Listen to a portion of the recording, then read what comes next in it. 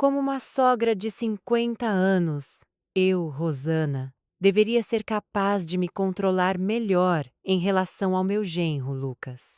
Mas a solidão que me aflige não me permite agir de forma mais madura. Olá, pessoal!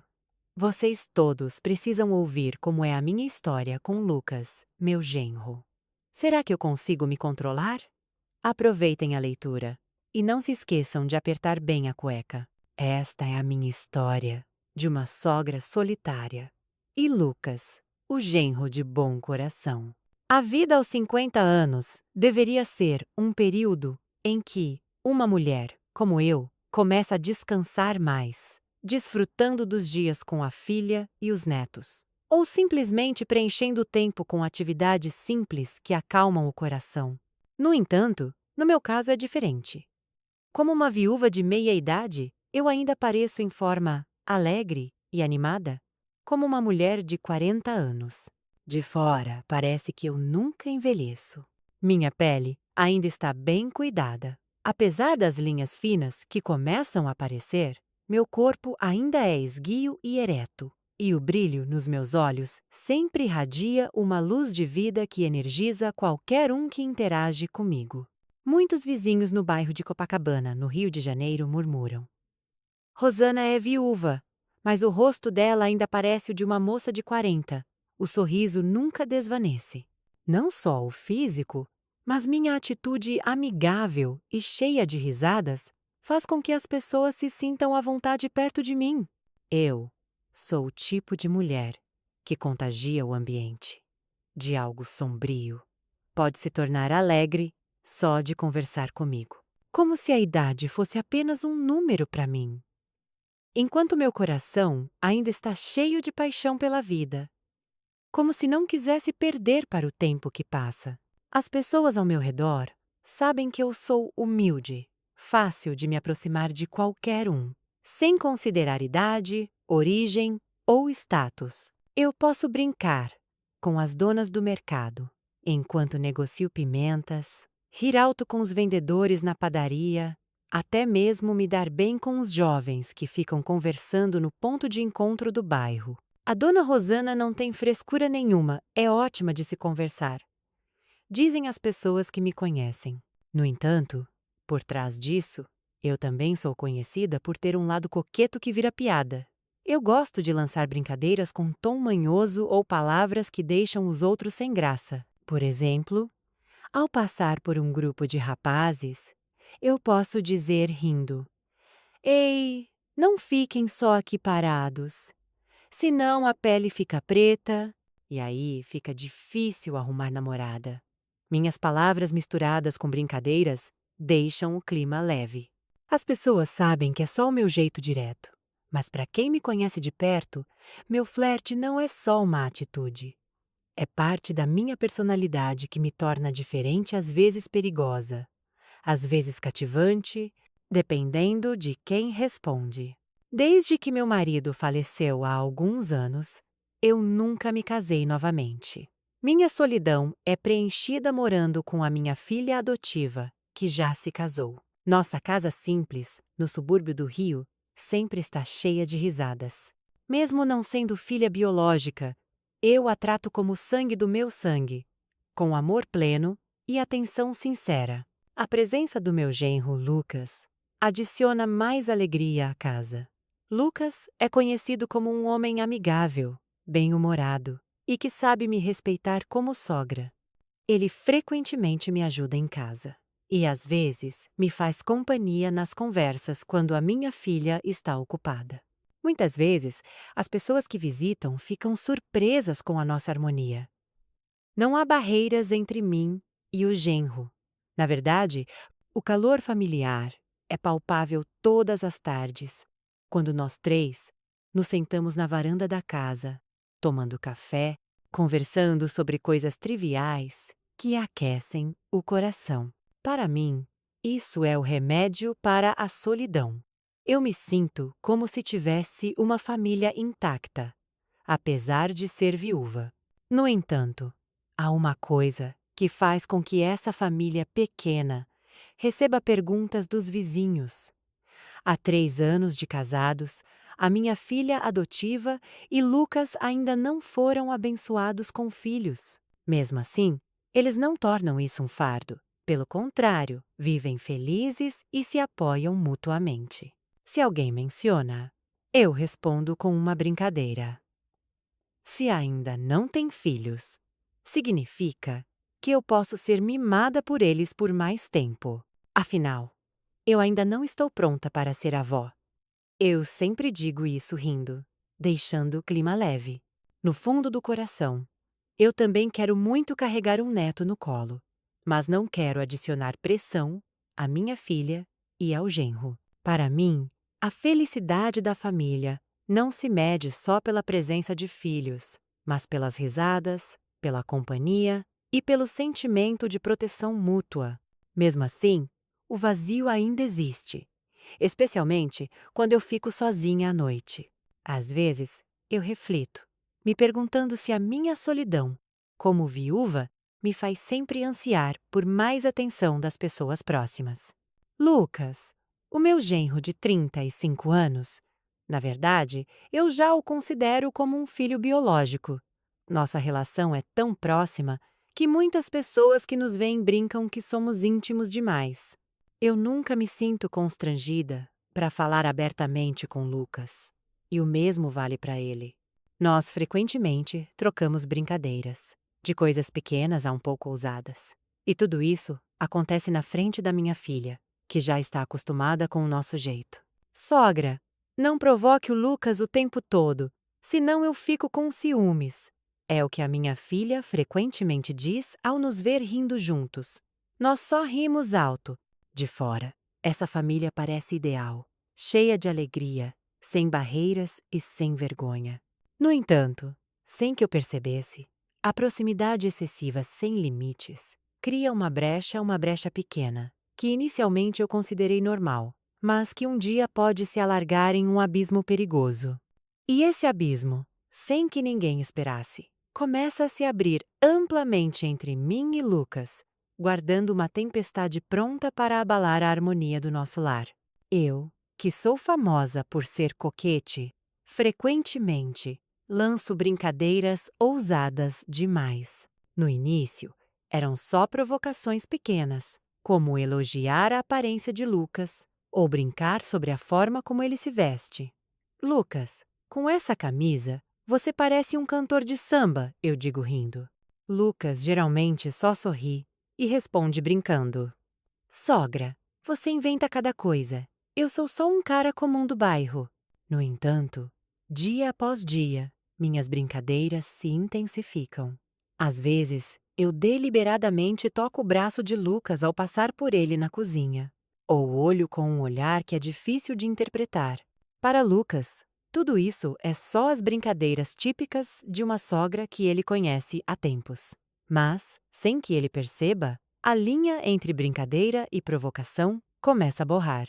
Eu, que vivo sem parceiro há tanto tempo, aparentemente encontro algo que estava vazio em mim através de Lucas' atenção, calor e proximidade intensa demais. Lucas, por outro lado, sempre tenta responder com calma. Ele nunca quer me ofender.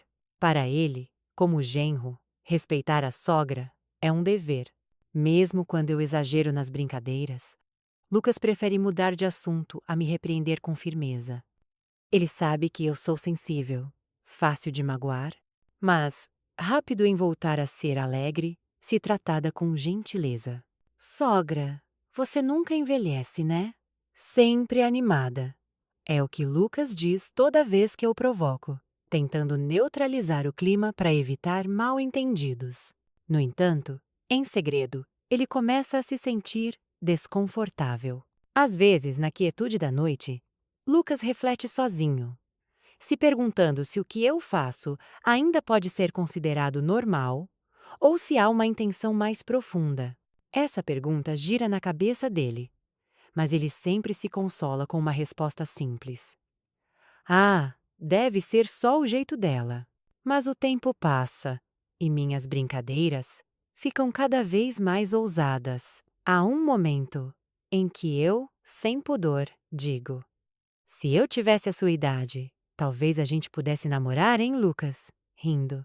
Lucas fica paralisado e só responde com um sorriso forçado. Essa frase pode soar como brincadeira, mas para mim, há um tom sério escondido nela. Desde então, ele começa a ser mais cauteloso perto de mim. No entanto, de qualquer forma, moramos na mesma casa. A intensidade dos encontros não pode ser evitada, especialmente quando a minha filha está ocupada fora de casa.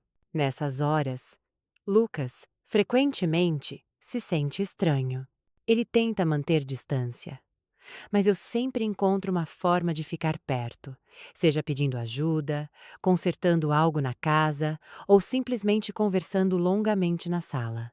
Essa familiaridade, que inicialmente era fonte de calor familiar, lentamente se transforma em uma faísca pequena pronta para acender um grande incêndio. Naquele dia, a casa parecia diferente e silenciosa, sem risadas e agitação. A minha filha adotiva tinha ido visitar uma amiga em outra cidade, restando só eu e Lucas em casa. Como de costume, Lucas decide passar o tempo limpando a casa. Depois toma banho. Ao sair do banheiro, o corpo dele ainda molhado, enrolado apenas em uma toalha branca na cintura. Ele caminha calmamente para o quarto, com a mente vazia, sem perceber que há um par de olhos meus o observando da sala. Eu viro a cabeça e meus olhos se fixam imediatamente na figura de Lucas. Há uma batida diferente no meu peito, uma vibração estranha que surge de repente, como se uma porta trancada por tanto tempo agora se abrisse completamente. Minha respiração acelera. Meu olhar é difícil de desviar. Por um momento, eu me esqueço de mim mesma. Esqueço que o homem à minha frente é o meu genro. Esqueço que eu sou uma sogra que deveria preservar a honra da casa. Esse momento parece parar o tempo. Lucas, que estava indo para o quarto, de repente ouve minha voz, chamando-o com tom provocante. Lucas, depois do banho você fica tão fresco, parece solteiro de novo. Lucas para, o corpo tenso, e lentamente vira a cabeça. Ele me vê sorrindo com um olhar diferente, não mais o olhar de uma mãe, mas de uma mulher. Lucas sente o coração batendo forte. Ele tenta responder casualmente. Hehe, é o efeito do banho, sogra.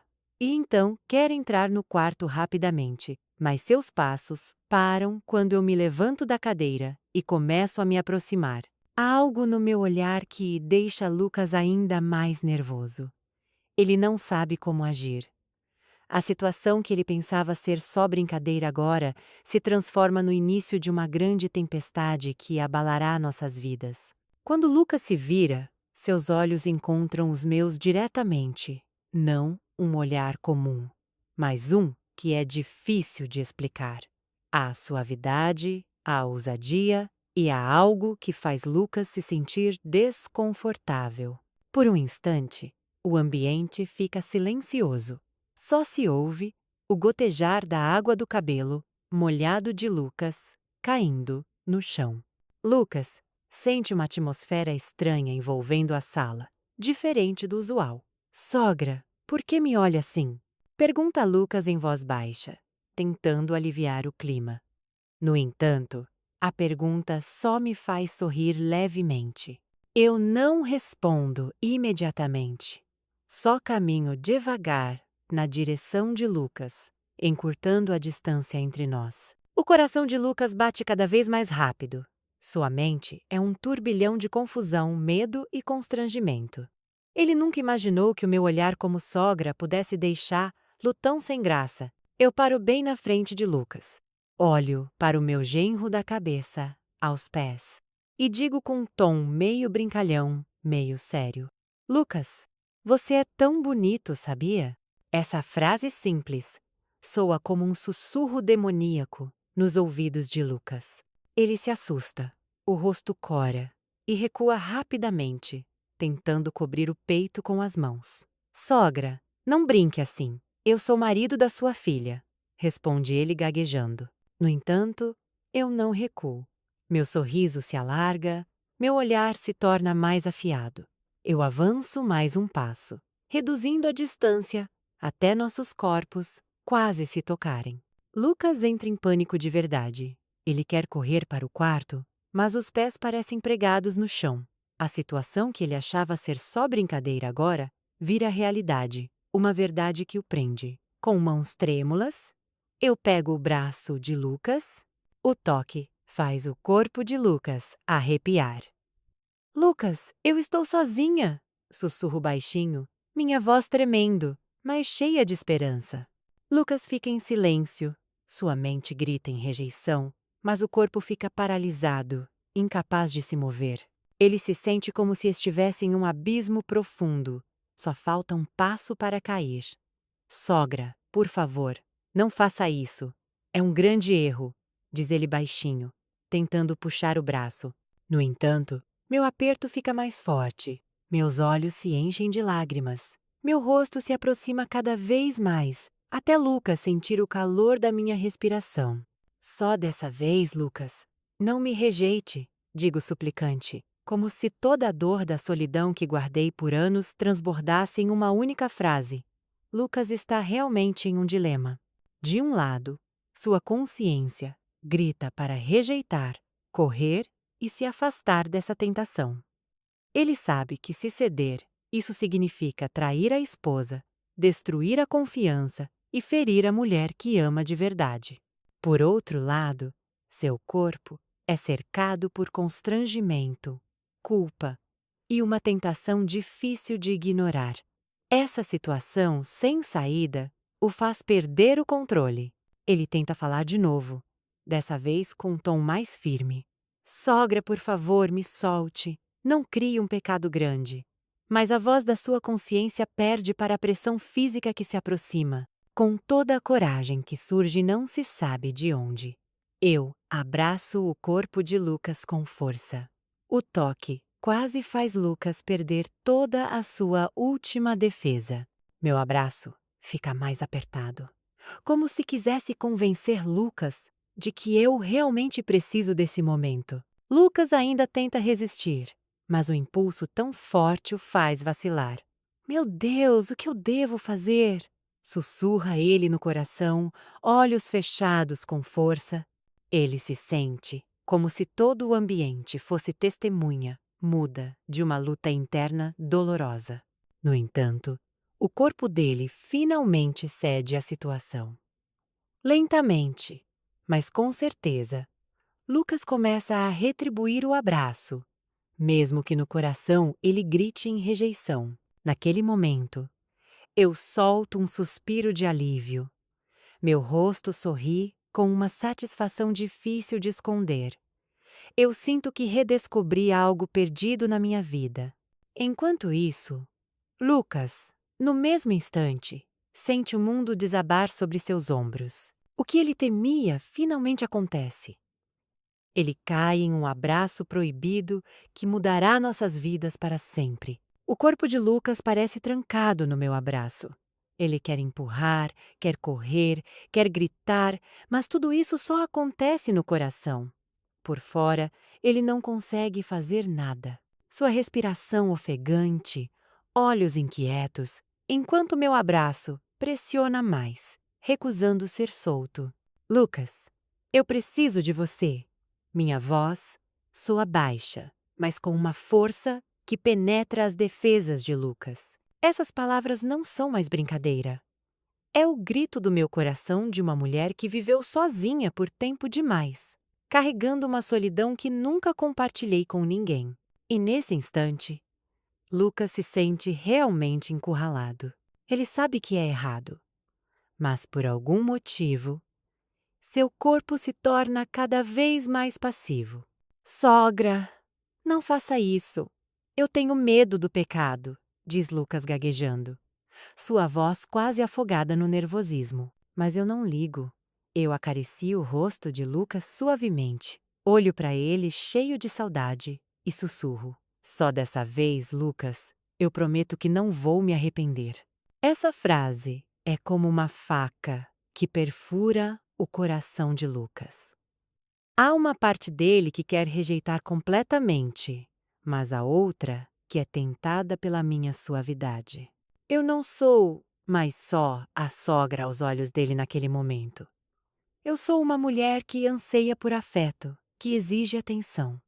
Lucas baixa a cabeça, tentando desviar, mas eu me aproximo mais. No segundo seguinte, nos vemos presos em um momento que não pode mais ser evitado. Lucas finalmente perde toda a sua fortaleza de defesa. Seu corpo, que estava tenso, agora amolece lentamente, retribuindo o abraço tão apertado meu. No coração dele, a voz da consciência grita alto: isso é errado. É pecado. Pare agora. No entanto, o corpo diz o oposto. Ele parece ser arrastado por uma correnteza forte sem poder resistir. Eu fecho os olhos, como se estivesse desfrutando o momento, sentindo o calor que não sentia há muito tempo, desde a morte do meu marido. A sala central, que normalmente é cheia de risadas, agora é testemunha muda de uma traição que ninguém sabe, uma traição que nunca deveria ter acontecido. O tempo passa devagar. Cada segundo parece longo. Depois que o momento passa, Lucas se senta fraco na cadeira, o corpo tremendo. Ele baixa a cabeça profundamente, sem ousar me olhar. Enquanto isso, eu pareço diferente. Meu rosto brilha, meus olhos faiscam, como se eu tivesse ganhado uma nova vida. Lucas, obrigada, digo com um sorriso suave. Essas palavras perfuram o coração de Lucas ainda mais fundo. Para ele, não há nada para agradecer no que aconteceu. O que há é uma culpa sufocante no peito. Ele se sente como se toda a casa agora o olhasse com acusação. Lucas cobre o rosto com as palmas das mãos, tentando se acalmar, mas fica ainda mais confuso. Meu Deus, o que eu fiz? Murmura ele repetidamente. A culpa é tão grande que ele não consegue erguer a cabeça. Enquanto isso, eu, sentada ao lado dele, ainda pareço satisfeita. Dou um tapinha leve no ombro de Lucas, como se quisesse consolá-lo. Mas isso só o afunda mais. Para ele, esse incidente não é algo para ser levado na leveza. Ele feriu a esposa, que não sabe de nada, traiu a confiança que sempre manteve.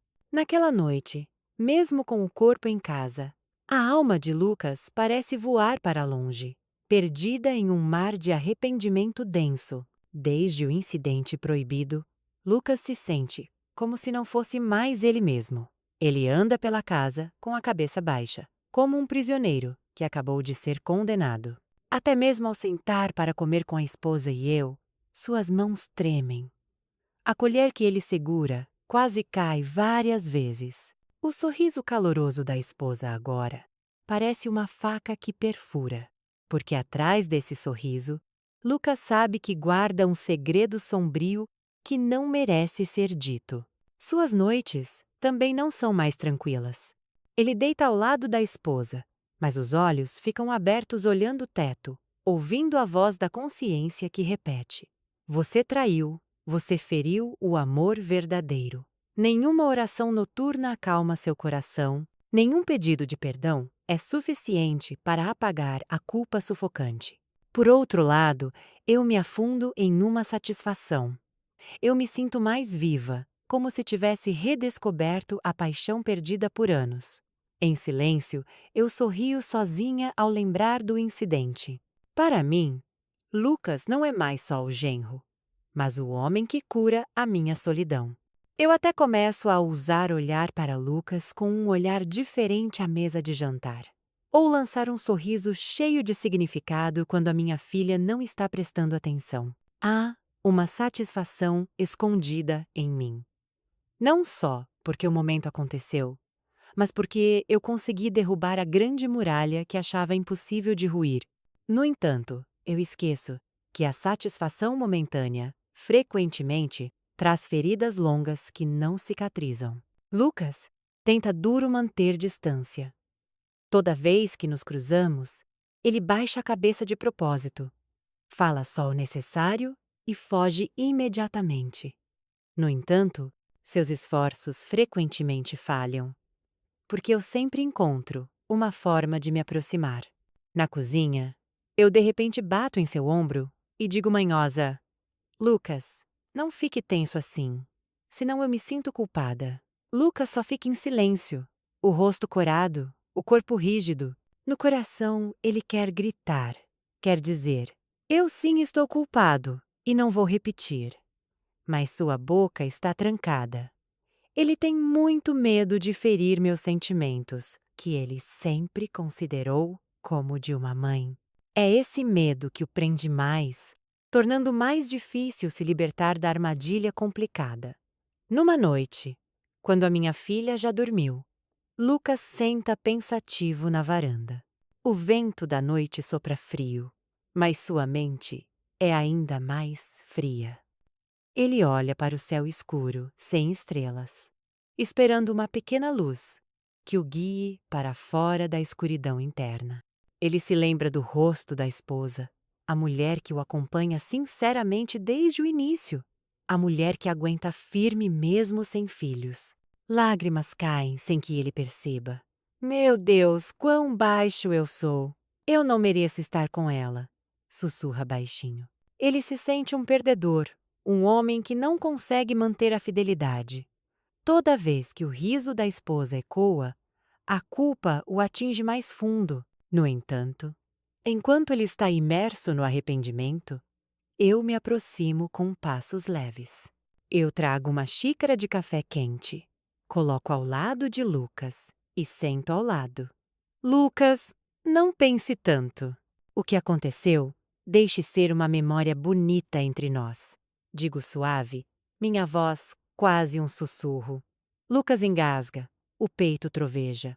Ele me olha com olhos suplicantes. Sogra, por favor, não fale disso de novo, eu não aguento. No entanto, eu o olho com ternura e sussurro. Lucas, eu quero sentir de novo. Essas palavras fazem Lucas se assustar. Ele se levanta apressado, me deixando sem dizer nada, enquanto seu coração se quebra em pedaços. Ele percebe que não pode continuar assim. Se ficar na casa, aos poucos ele perderá a si mesmo. Desde a noite em que eu voltei a cobrar, Lucas não consegue mais ver a casa como um lugar confortável. Cada canto parece opressivo. Cada olhar meu é um fardo inevitável. Lucas intencionalmente reduz o tempo em casa. Ele fica mais tempo no trabalho. Volta tarde da noite e às vezes encontra desculpas para dormir na casa de um amigo. A esposa dele o repreende suavemente. Amor, por que ultimamente você volta tão tarde? Tem problema no trabalho? Essa pergunta deixa Lucas ainda mais sufocado porque ele não pode responder com honestidade. Ele só sorri forçado e diz: é que tem muito trabalho. Na verdade, no coração, ele sabe que o motivo real é fugir de mim, evitar a tentação que o prende cada vez mais no ciclo de pecado. No entanto, por mais que Lucas tente fugir, eu sempre encontro uma brecha para me aproximar. Numa tarde, quando a esposa vai à casa de uma vizinha, Lucas acaba de voltar do trabalho e vai direto à cozinha beber água. Sem que ele perceba, eu apareço por trás e fico muito perto. Lucas, eu sinto sua falta, digo baixinho enquanto toco suas costas. Imediatamente, o corpo de Lucas fica rígido. Ele afasta minha mão rápido, vira com olhar firme. Sogra, por favor, pare com isso, não repita, diz com voz tremendo. No entanto, eu sorrio levemente, como se não levasse a rejeição a sério. Você não precisa ter medo. A gente só precisa de atenção um do outro. Ninguém vai saber, respondo com um tom suave, como se quisesse acalmar Lucas. Essa frase só faz Lucas se sentir mais enojado de si mesmo. Lucas tem certeza agora. Se continuar na casa, sua vida será destruída. Ele começa a pensar duro em uma saída. Naquela noite, ele reflete por muito tempo no quarto, olhando o rosto da esposa que dorme profundamente ao lado. Ele acaricia suavemente o cabelo da esposa, e lágrimas escorrem. Me perdoe, amor. Eu traí, mas prometo que vou te proteger a partir de agora. Sussurra baixinho. Dentro dele, cresce uma determinação forte.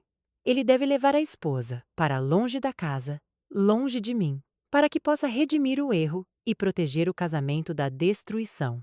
Ele percebe que fugir é o único jeito de não afundar mais no mesmo pecado. No dia seguinte, Lucas se arma de coragem para falar com a esposa quando estão sozinhos na sala. Ele abre a conversa com cuidado.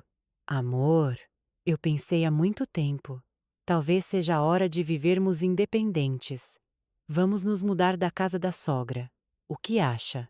Suas palavras surpreendem a esposa. Por que de repente, amor? Aqui é bom, animado. Tem a sogra também. Eu me sinto confortável morando com ela, responde ela inocentemente. Lucas fica em silêncio por um momento. Respira fundo. Ele sabe que não pode revelar o motivo real. Eu quero que a gente se concentre mais em construir nossa família. Quem sabe assim a gente consiga ter filhos mais rápido, diz com um tom convincente. Essas palavras fazem a esposa ficar em silêncio, o coração ainda hesitante. Mas ela sente a sinceridade nos olhos de Lucas. Ouvindo a explicação, a esposa finalmente acena devagar. Se é o que você acha melhor, amor, eu sigo. Eu confio na sua decisão, diz suave. Lucas solta um suspiro de alívio, embora o coração ainda seja assombrado pela culpa. Ele sabe que acabou de encobrir a verdade com um motivo que soa bonito. No entanto, ele tem certeza de que esse é o único caminho. Melhor mentir para proteger o coração da esposa do que deixá-la saber a verdade amarga que poderia destruir o casamento. Lucas olha profundamente para a esposa, segura sua mão forte. Obrigado, amor. Eu prometo que vamos ser felizes na nossa casa, diz com voz tremendo. No coração dele, ele se compromete que essa mudança será o início da redenção do pecado e o fim de todas as tentações que quase levaram tudo embora. Alguns dias após discutir com a esposa, Lucas se arma de coragem para falar comigo. Naquela tarde, nós três nos sentamos na sala. Lucas tenta abrir a conversa com tom calmo, embora o coração bata forte. Sogra, eu e a Ana concordamos. Queremos nos mudar. Queremos tentar viver independentes, para focar mais em construir nossa família. O ambiente fica imediatamente silencioso. Eu, que estava tomando café, fico quieta. A xícara na mão treme um pouco. Meus olhos olham para Lucas por muito tempo, como se quisesse confirmar se o que ouvi é verdade. Meu coração se aperta. Eu nunca imaginei ouvir essa notícia tão rápido. Se mudar? Por que tão de repente, Lucas? Pergunto com voz baixa, tentando conter a agitação no coração. Eu tento sorrir, embora os lábios fiquem rígidos. Lucas me olha com respeito, mas com firmeza inegociável. A gente acha que é hora, sogra. Queremos ter nossa própria casa, aprender a ser independentes. Quem sabe assim, a gente consiga ter filhos logo. Essas palavras soam doces aos ouvidos da esposa sentada ao lado, mas para mim são como um martelo batendo no peito. Eu sei que o motivo dito por Lucas é só metade da verdade. Há algo mais profundo que sinto, que na verdade, Lucas quer se afastar de mim. No meu coração, começo a entrar em pânico. Eu sinto que vou perder algo, que ultimamente se tornou parte importante da minha vida, a figura de Lucas, que antes eu via só como genro, agora está grudado profundamente. A presença de Lucas é o remédio da minha solidão, o preenchimento do espaço vazio no coração abandonado há muito, e agora ele vai embora. Eu quero tanto segurar, quero tanto dizer, não vá, fique aqui comigo.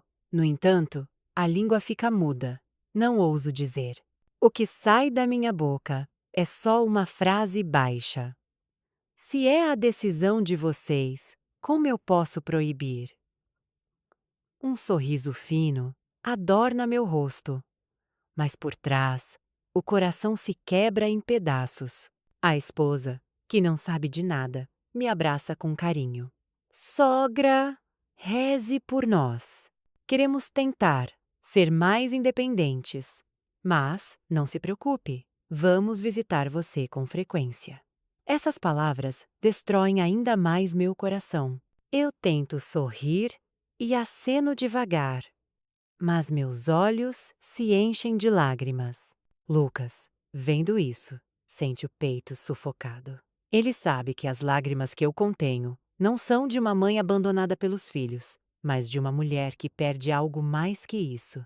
Lucas baixa a cabeça profundamente, tentando conter a culpa que o atinge novamente.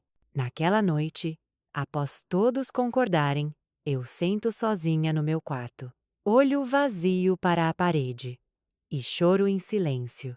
Minha mente volta aos momentos que passei com Lucas. Risadas, brincadeiras, até o pecado que não deveria ter acontecido. Tudo isso agora vira sombra que logo desaparecerá. Eu sou tola. Por que fui tão longe? Por que deixei ultrapassar o limite? Murmuro entre lágrimas. Eu me sinto arrependida, mas o arrependimento vem tarde. Minha decisão impulsiva criou uma distância impossível de atravessar. Lucas vai embora, e eu tenho que voltar a viver na solidão que antes temia. No dia seguinte, o clima da casa muda. Lucas e a esposa começam a arrumar as coisas. Caixas são organizadas, roupas dobradas, utensílios separados. Cada som de fricção das caixas no chão parece uma faca perfurando meu coração. De longe, eu só sento na cadeira da sala, observando tudo com o rosto tentando ser calmo, embora no coração haja uma grande turbulência. Às vezes, eu sorrio falso, tentando esconder o sentimento real. Cuidado ao embrulhar, se não quebra. Digo ao genro com voz tremendo. Lucas vira, me olha por um momento e baixa a cabeça. Não há palavras que ele possa dizer. Quanto mais ele tenta parecer normal, maior a culpa, sufocando seu peito. Quando o carro alugado chega para levar as coisas, eu me sinto ainda mais pesada. Eu fico na porta, assistindo malas e caixas sendo carregadas uma por uma. Cada objeto saindo da casa parece levar embora uma parte da minha vida. Sogra, confie as orações em nós. Que nossa nova casa seja cheia de bênçãos, diz a esposa beijando minha mão. Eu tento sorrir.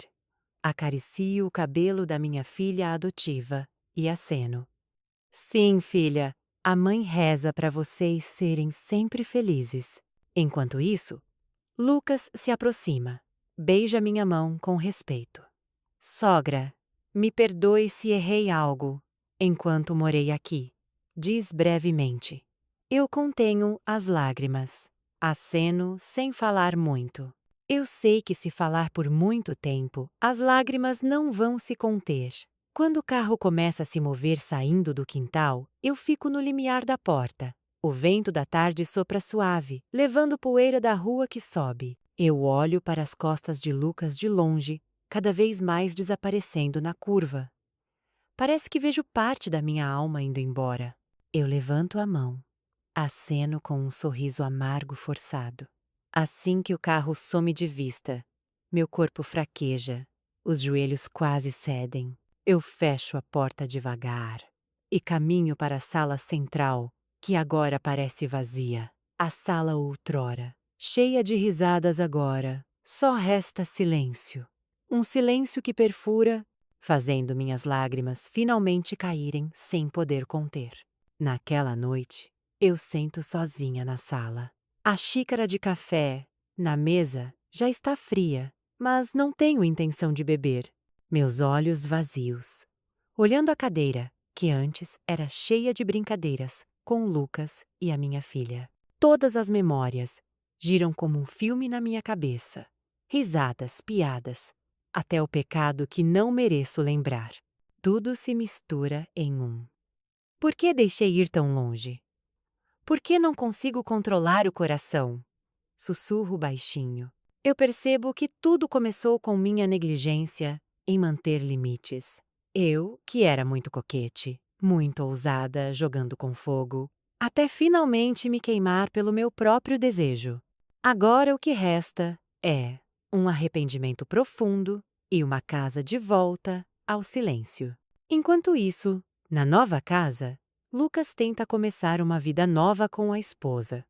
Embora a culpa ainda o assombre, ele se compromete a redimir o pecado cuidando do casamento o melhor possível. Ele não quer repetir o mesmo erro. Toda vez que o rosto da esposa sorri, Lucas sente a ferida no coração, mas também uma força para continuar. Ele sabe que a vida deve prosseguir. Para mim, meus dias voltam a ser preenchidos pela solidão. Eu tento cobrir a ferida com sorrisos ao encontrar vizinhos.